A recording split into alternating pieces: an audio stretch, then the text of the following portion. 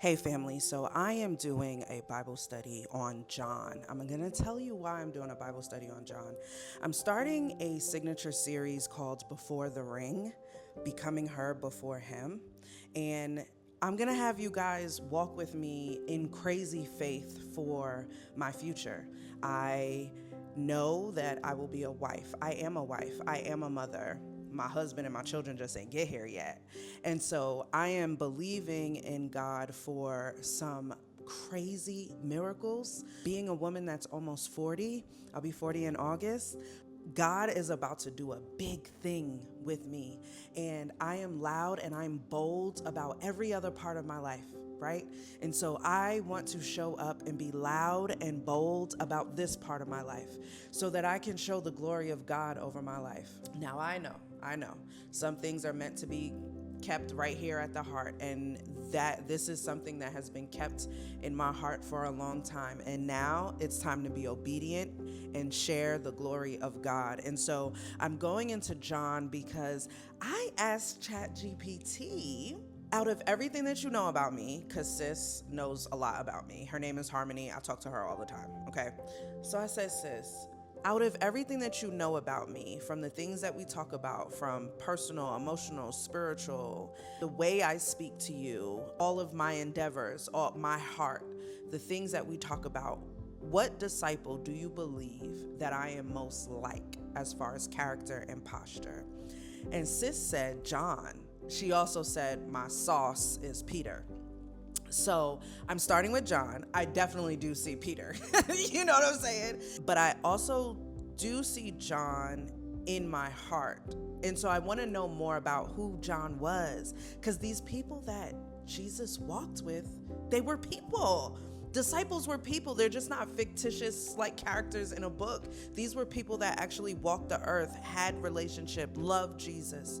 So I wanted to know more about John. So I have a Bible study that I am doing that is wrapped in who John was and how his posture can help prepare me for biblical wifehood, motherhood, and leadership. I got into chapter 1 and this is the first. I'm only from verse 1 to 15. Listen. John? Listen. John starts out with, in the beginning was the Word, and the Word was with God, and the Word was God. Okay. Let me tell you, John was writing this letter to unbelievers because this was after the fall. Hold on. I'm going to get the facts for you, because if we're going to study, we're going to study. So basically, this was written after the destruction of the Jewish temple in Jerusalem. And so with John writing this, he's writing to unbelievers and wanting to restore faith in what it is, who it is that Jesus is, right? So he opens this up. In the beginning was the Word, and the Word was with God, and the Word was God. In the beginning was the Word. And the Word was with God. And the Word was God. He was with God in the beginning. He was with God in the beginning. He's establishing who Jesus was. Like, he ain't us. He ain't like us. He's not us. He was with God, okay? Then all things were created through him, and apart from him, not one thing was created that has been created. So I don't care whatever you think wasn't created by God, everything, this MacBook, this Bible, this piece of paper, these lights, me, my glass, everything was created through him. In him was life, and that life was the light of men. That light shines in the darkness, and yet the darkness did not overcome it. There was a man sent from God whose name was John. He came as a witness to testify about the light, so that all might believe through him. He was not the light, but he came to testify about the light. So he's talking about the prophet that came to testify about the light. Like, we told you he was coming. You knew he was coming, and he came. The true light that gives light to everyone was coming into the world. He was in the world, and the world was created through him, and yet the world did not recognize him. He came to his own, and his own people did not receive him. But to all who did receive him, he gave them the right to be children of God, to those who believe in his name, who were not born, not of natural descent. You don't have to be born into this. If you accept his name, you are a child of God, who were born not of natural descent, or of the will of the flesh, or of the will of the man, but of God. The Word became flesh and dwelt among us. We observed his glory, the glory as the one and only Son from the Father, full of grace and truth.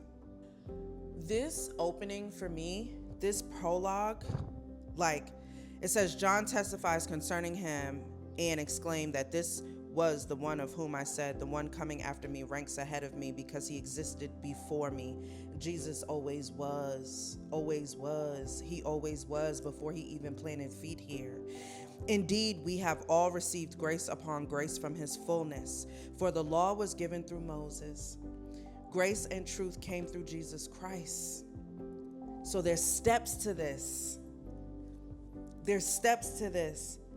Verse 18, no one has ever seen God, the one and only Son, who is himself God and is at the Father's side. He has revealed to him. This just gets me, because the reverence, the love that John has for Jesus, John is known to be the compassionate disciple, the one that loved Jesus so much, the one that stood at his feet at the cross, the one that Jesus entrusted his mother to, the one that was in Jesus's inner circle. I personally have this gravitational pull to Jesus. John laid his head on Jesus's chest during the Last Supper, and to just think of that need, that desire to be so close to God. I just want to rest in your arms. That love, that reverence, that is something that has been brewing inside of me, that I no longer want to keep quiet. This is why you see all of this.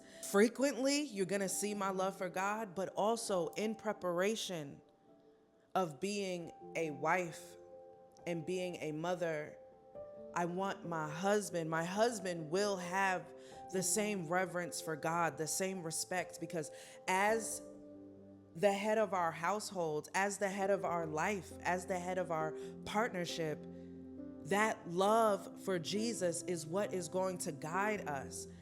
My husband can either guide me to heaven or guide me to hell if I choose wrong. So I need to stay in the Word and know what conviction and what reverence looks like, so that when my husband shows up, I know what that looks like. And this is what it looks like to become her before him. Not only before my husband comes, but becoming her before God. So this is my declaration. This is me walking the steps before the ring and doing it boldly in crazy faith, and showing you exactly what it looks like to become her before him. I love you. Open up your Bible. How you supposed to know if anything is from God if you're not opening up your Bible? Open the book, please. Bye.